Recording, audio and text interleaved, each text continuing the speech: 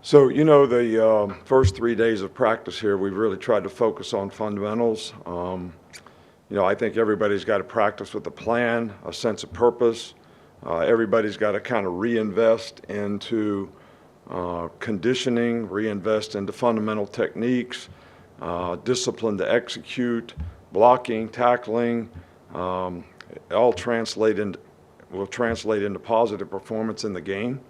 And I think it's hard to carry the momentum from the season to a game when you got almost a month, between games. So players really have to reinvest in, all those things. The players did a good job, in the 2 weeks in between and finals week. And we've had 3 good days of work. So we want to continue that for the next 4 practices. And, hopefully we'll get closer to where we need to be in terms of being able to go play like we're capable of playing, in this game. It's a great opportunity for our players. It's a great challenge for them. But, you're not really owed anything when you play in these games. It's like a one-game season when you're playing in the playoffs. So we got to put everything into it we can, and everybody's working hard to try to do that. I'd like to congratulate the 15 guys that we had graduate on Saturday. 3 guys got master's degrees. Justin Aboigby, Seth McLaughlin, and Will Reichert, and 12 other guys graduated.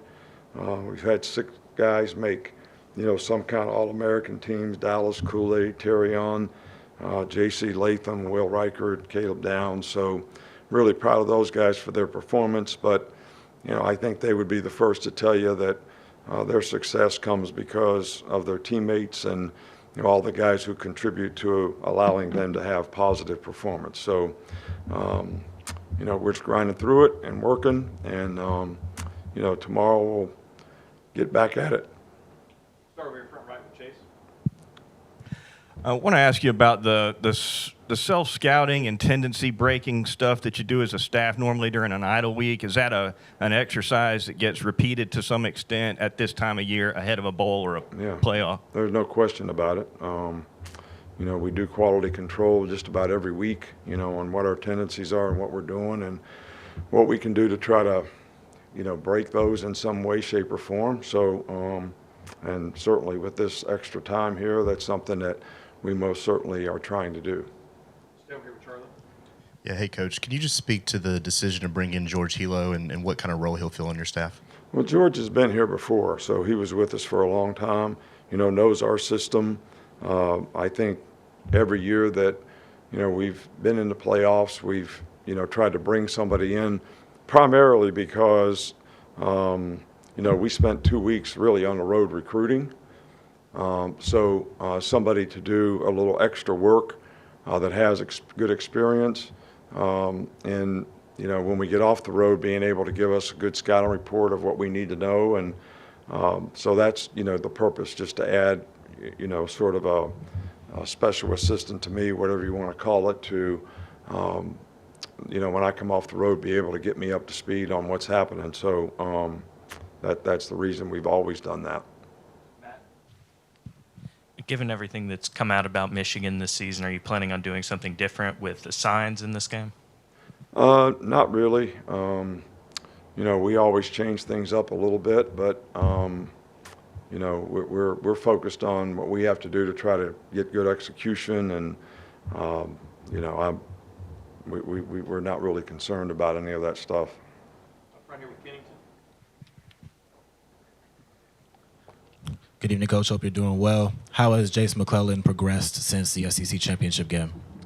He's getting better. I think it's probably still too early to tell. He's getting ready to do dry land running and some things, so he'll progress through the rest of the week, and we see where he lands by the end of the week. Go to Tony. Is the plan with Hilo to ultimately replace him with Coleman Hutzler, or is that on the table, or is he just strictly brought in for this? No, look, we're not concerned about any of that stuff right now. We got a game coming up. Coleman Hutzler is here. He's finishing the season. I don't have time right now to go through the due diligence of hiring anybody or even be concerned about that. So, we're focused on what we got to do right now. Mike Rodak. Can you just speak to your relationship with Jim Harbaugh and obviously the connection with Tom Crean and kind of the meeting in New Orleans several years ago? With who? Tom Crean.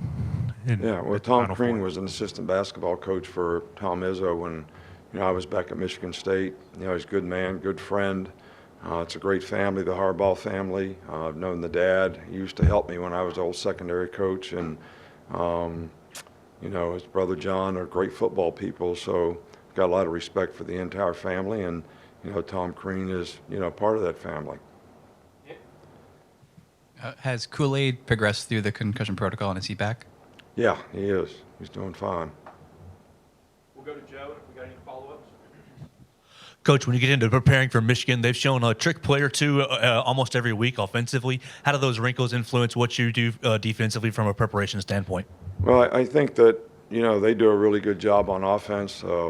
Week to week, they've got a pretty good plan formationally in terms of their ability to go out and give you some different looks. And, it's a challenge for the players to have the discipline and the eye control to look at the right things so that, when those kind of plays come up, you're in position to play them. So, I don't think that they do it any more than, anybody else that we play. I just think it's a good part of your offense to be able to have some of those things that complement some of the things you do down in and down out.